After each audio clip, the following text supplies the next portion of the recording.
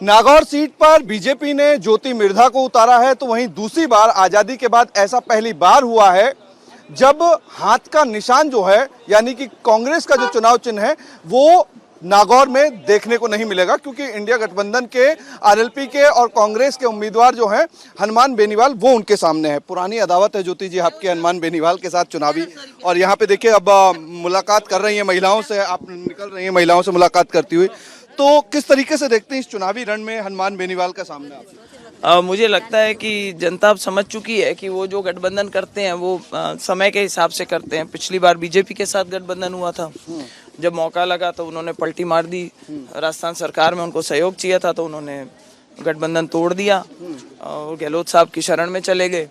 अब उसके बाद में आप देखेंगे तो चुनाव में उन्होंने गठबंधन किया चंद्रशेखर रावण के साथ, ताकि उनको लगा कि भाई शायद एससी का वोट मुझे मिल जाएगा।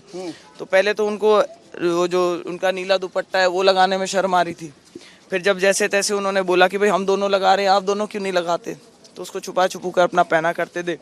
और उसके अंदर तो कमाल की बात यह है कि जब तक वोट पड़े उससे पहले ही, जब प्रचार खत्म हो रहा था, तभी स्टेज के ऊपर आपस में तनातनी होकर के और वो गठबंधन वहाँ टूट गया। और गठबंधन से अब की बार जब कांग्रेस आई है तो कांग्रेस खुद बिदकी हुई है, क्योंकि पिछली बार जिन लोगों ने हनुमान जी के लिए प्रचार किया था भारतीय जनता पार्टी के गठबंधन की वजह से, थोड़े दिन बाद जब लोकल बॉडीज के चुनाव आए तो वो सामने खड़े हुए और उनके खिलाफ प्रचार कर रहे थे, और छोटे चुनावों में भारतीय जनता पार्टी को उन्होंने बहुत नुकसान पहुंचाया। तो कहीं ना कहीं कांग्रेस भी अब इस चीज़ से मुझे लगता है लेसन ले चुकी है, और उनके भी मन में शंका होगी कि भाई ये जो गठबंधन है, कि विशेष तौर से एक ऐसा गठबंधन जो बड़े नेताओं को कॉन्फिडेंस में लेकर के नहीं लिया गया, सिर्फ एक नेता इसके पीछे पड़े हुए थे कि भाई नागौर की सीट पर गठबंधन। बड़ी अहम चीज ये है कि यहाँ दबदबा जो है वो कांग्रेस का रहा विधानसभा चुनाव में, उसके बावजूद भी कांग्रेस अपना प्लेयर मैदान में नहीं उतार पा रही। क्या मिर्धाओं से डरी हुई है, क्योंकि मिर्धाओं का इस सीट पे दबदबा रहा है? आप बीजेपी ज्वाइन कर चुकी हैं, आपने तमाम जो पूरा परिवार जो है उसको ज्वाइन करा दिया है, तो एक ताकत जो इस जाटलैंड में बीजेपी बनकर के उभरी है, उससे प्लानिंग चेंज करनी पड़ी कांग्रेस को।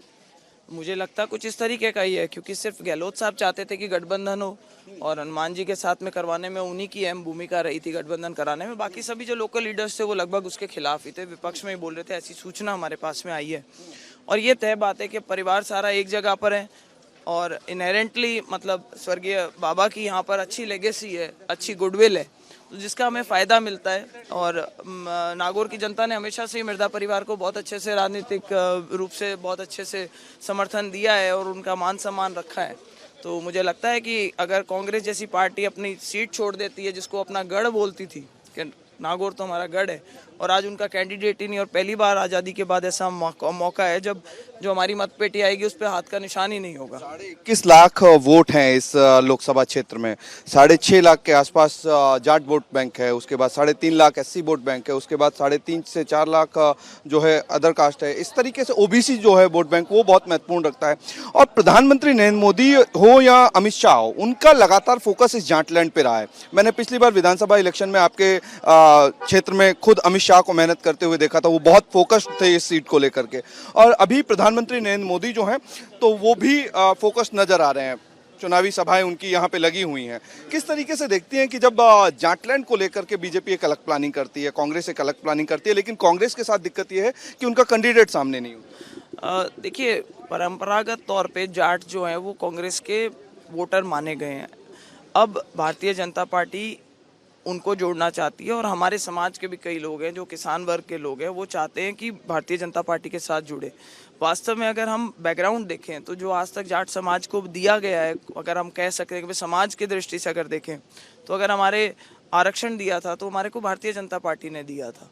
अगर आज 3 हमारे गवर्नर बने हुए हैं तो वो भारतीय जनता पार्टी ने बना रखे हैं। आज अगर हम उपराष्ट्रपति हमारे समाज से आते हैं तो वो भारतीय जनता पार्टी ने बना रखा है। अगर चौधरी चरण सिंह जी को अगर भारत रत्न दिया है तो वो बीजेपी ने दे रखा है। तो कहीं ना कहीं उनकी मंशा ये है कि भाई ये जो एक समाज है, ये भी किसान वर्ग है, ये आकर के हमसे जुड़े। प्रधानमंत्री नरेंद्र मोदी जी 400 पार करने के लिए लगातार प्रयास कर रहे हैं, लगातार ग्राउंड पे काम कर रहे हैं। पहली चरण में आपका भी इलेक्शन होना है, दूसरी तरफ एनडीए गठबंधन है जो कि उनका चुनावी रथ रोकने का प्रयास कर रहा है। आपको लगता है कि सिंपैथी गेन करके एनडीए गठबंधन या उनके जितने भी तमाम उम्मीदवार हैं जो चुनावी मैदान में उतरे हुए हैं, रथ रोक पाएंगे बीजेपी?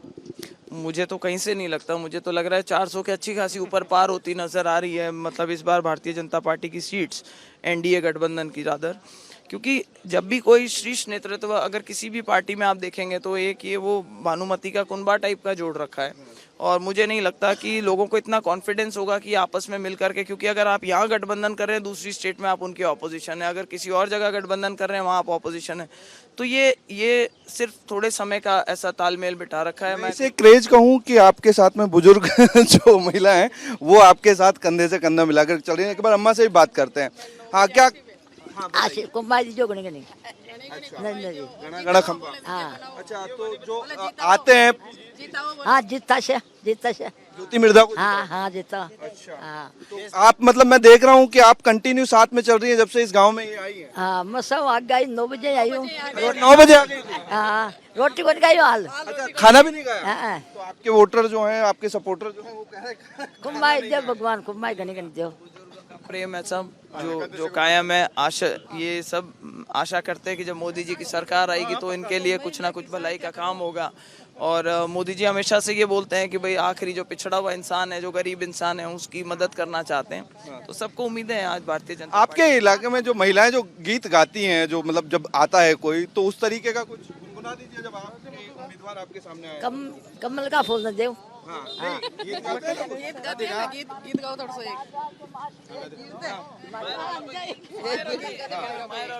दौड्या दौड्या जो जे मोदी जी मारा देश में, दौड्या दौड्या जो जे मोदी जी मारा देश में सारे सत्या करो वे बात, मोदी जी जो थारी सकिया दो बात मोदी जी जो